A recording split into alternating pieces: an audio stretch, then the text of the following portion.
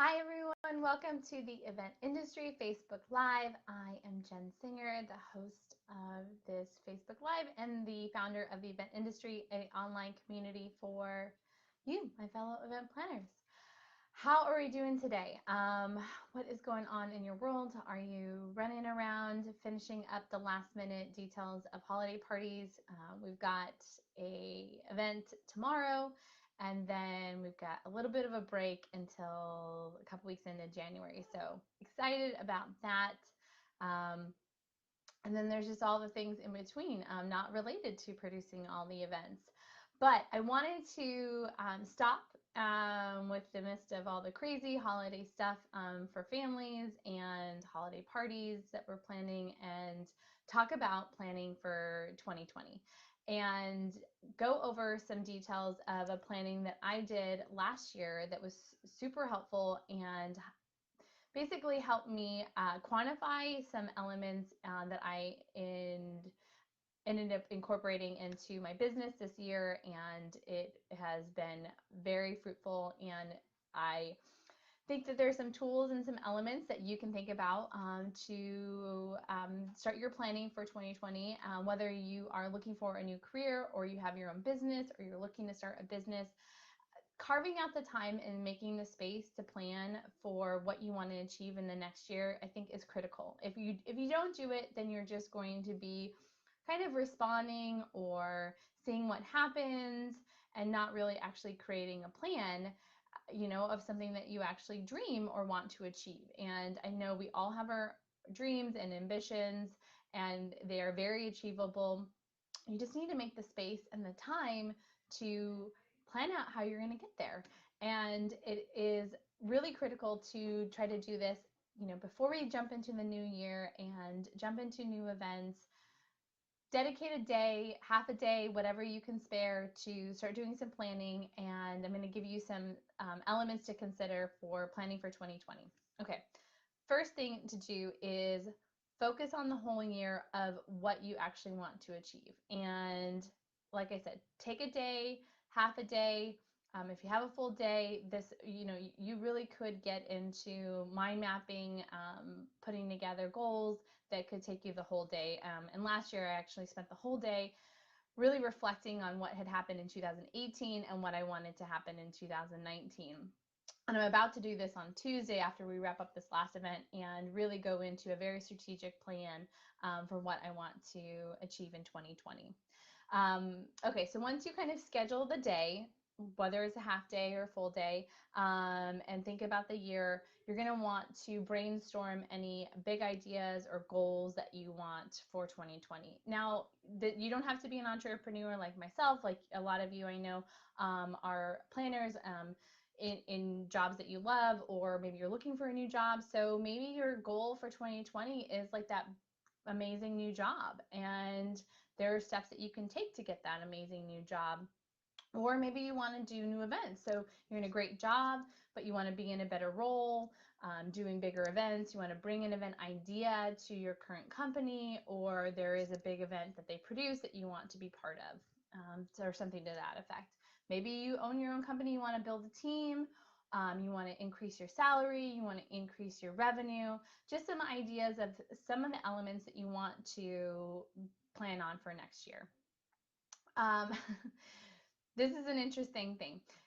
This is actually a lot of these elements, and why I even started doing this in 2009, or planning for 2019, was taken from a mentor, Amy Porterfield. She has a Marketing Made Easy podcast. If you don't listen to her, you should. She's amazing. And this roadmap and planning, a lot of the ideas I took from what she did last year. Now, in step number 4, one of the things that she outlined is what you're not going to do anymore. And I think that is incredibly valuable to consider, like the things that you don't want to do anymore, just as much as the things that you do want to do. There is value in saying, you know what, I don't want to do, and I'm going to throw an example of myself. I would like to do less of nonprofit events. I have worked with a lot of nonprofits over the years. I love supporting organizations and the community. But there is a lot of challenges that go with that, and with my time, I just don't feel like it's the best use of my time at this point to work with a lot of nonprofit organizations, and I would rather spend my time working with corporate clients, doing seminars, their social events, conferences, and that sort. And that's just the kind of stuff that like I want to focus on this year. And I think that I've been wrestling with this obviously because I'm trying to talk myself out of it right now, but there's nothing right or wrong about that. So, things that you don't want to do anymore, maybe it's work on a specific type of event, maybe it's work for a certain amount, maybe it's work in a certain area of town or whatever it might be. But identify what you are not wanting to do anymore in 2020. Um, Okay, so once you've kind of identified those big goals, those big dreams, and the stuff that you don't want to do, now you want to like look back on some of the elements in the previous year. So look back in this year and like what worked and what didn't work, and maybe identify why it didn't work. I know if I've been like pretty honest, there have been times where I've said, okay, well that didn't work. I was rushing to plan X, Y, Z, like a concrete example is I felt very stressed about an event and producing their name tags because we didn't order the supplies on time, and instead we had to run around to Office Depots looking for the name tag supplies, and that was way more stressful than it should have been when we could have just ordered it in advance and Amazon would have brought it right to our door. So some of those things of like, oh, that was a stressful moment and it could have been avoided. Or, you know, this really worked really well. We, my mind's drawing a blank right now.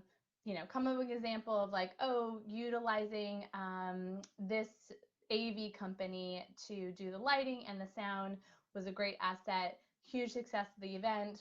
Hopefully they hire us again next year. Let's like do the same thing. So that worked really well. Like just rinse and repeat and do it again the next year. Um, the next step and kind of the final step and really the most important element in the quantifying of like what you want to achieve is look at the calendar, decide when you want to achieve certain goals, and then what are the elements that you're going to need to prep for that. So say that you want to get a new job, because I know I was asked the question earlier this week. There was a lot of people that are like, I'm in a job I love, but I am looking to work somewhere else next year. Now, if that is your goal, that's great. Now, identifying maybe some of the places that you want to work. Do you have the qualifications, or do you need a certification? Do you need to get the CMP? Looking into that. That there are different calendar times when that certification's offered. So kind of backtracking. Okay, if I want to get a job in June. And I want to be CMP certified, then I think I could be ready to take the test in March. That means I need to register in January and I need to start studying so I can take a test in March. Kind of see where I'm going with this. Or you're like, I don't really need a certification. I really just like need a network. I don't even know where I want to work. I just want to work somewhere different and better and cooler. But maybe I need to go out there and meet some people. Identifying where you want to go meet people, networking events. Maybe you have coffee dates. So a lot of things that I did this year is that like I committed to having about 3 to 4 coffee dates with colleagues or new acquaintances per month. Or I also tried to say that I would go to at least 2 networking events per month. So if you're looking for a new job in the next few months, then tee up the calendar and do some research and ask some friends, and you just need to go out there and network. If you don't want to like throw your resume out into the world and just like see what comes at you, and you want to like personalize it and get more connected, then go to these networking events. Anywho, those are my key elements to help you plan for 2020. It is imperative that you quantify what you want to achieve. You are definitely going to get there a whole lot faster if you outline exactly where you want to go and how you're going to get there versus just saying I want to be successful. And I know firsthand, I've like, I just want to have a successful event company. And like, that's super vague. And what does that look like? How do I even know if I've achieved it if I haven't even outlined what that looks like and been really specific. So dream big, outline specifics on how you're going to get there and achieve those goals. And hope you have an awesome 2020. All right. Have a great weekend, everybody. Talk to you next week.